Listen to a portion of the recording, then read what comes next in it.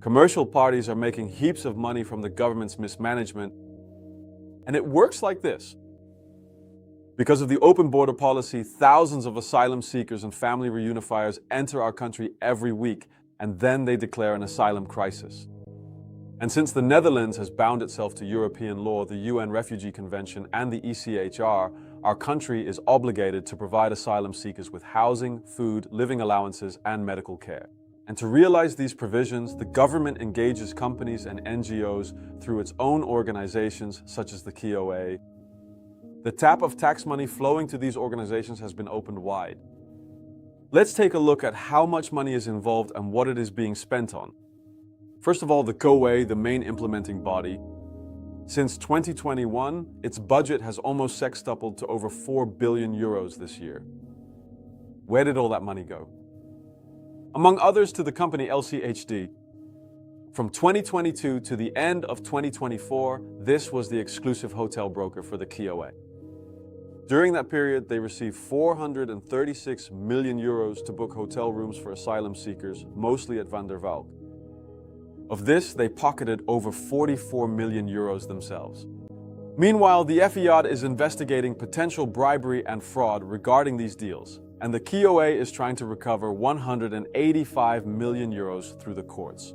Couldn't the KOA have just picked up the phone themselves to call Van der Valk? Apparently they could.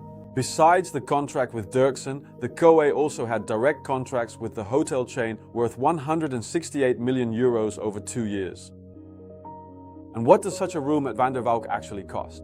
Because if you look online, you see offers starting from a few tens of euros and an average room price of around 160 euros. The KOA, on the other hand, structurally paid about 300 euros of taxpayer money per room per night. And thanks to the asylum crisis, Van der Valk had its best year ever. And cruise line Tallink from Estonia also got a piece of the action. They received 1.5 million euros per week in base rent for 2 cruise ships with a total of 3,000 accommodation spots. Including catering and maintenance, we end up at nearly 200 euros per person per day. In addition, the KOA provides security at asylum seeker centers, AZCs, or rather, it paid for it. Security company Trigen, for example, received a total of 562 million euros in 2023 and 2024 combined. What did we get in return for that? Untrained personnel employed by subcontractors, as journalists revealed. This is not in line with the requirements set by the KOA, namely that all security guards must, among other things, have a diploma. And despite this, Trigen was awarded a new 8-year contract this year worth over 2 billion euros. And when we take a look at the KOA's board of directors, this suddenly isn't so surprising anymore.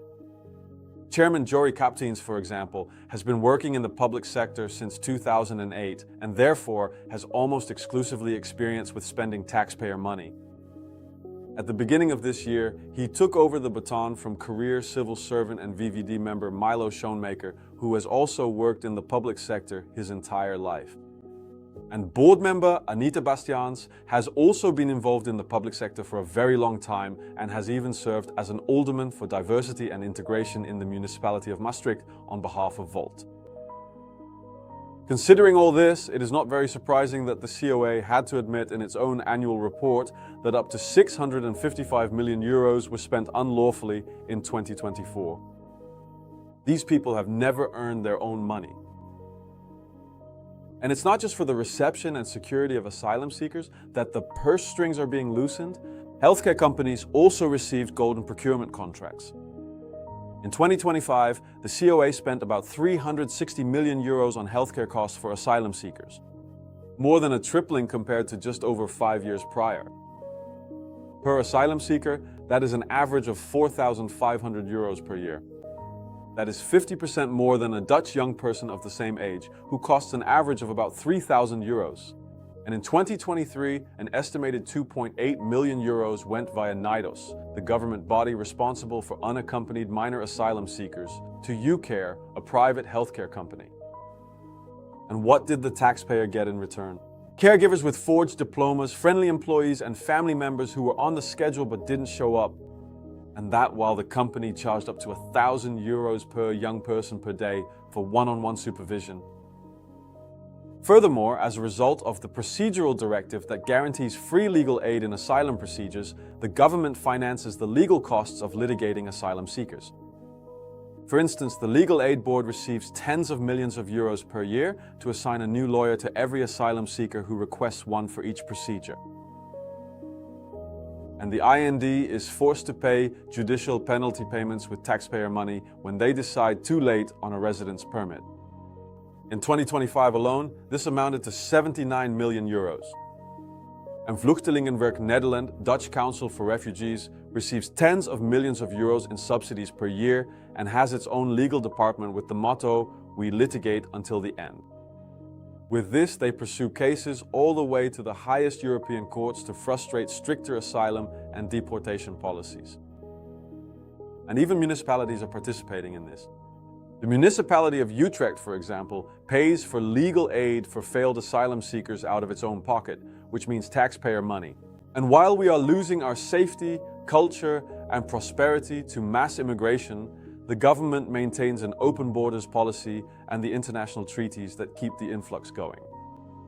Furthermore, it also funds organizations and NGOs that file lawsuits against that very same government, making stricter asylum and deportation policies increasingly difficult to implement. Forum for Democracy wants to turn off the money tap to activist NGOs and stop mass immigration. No more money for organizations like the Refugee Council. Repeal the dispersal law, and the Netherlands must withdraw from the international treaties that make it impossible to pursue its own policy on asylum, and leave the European Union. Only in this way can we preserve our beautiful Netherlands.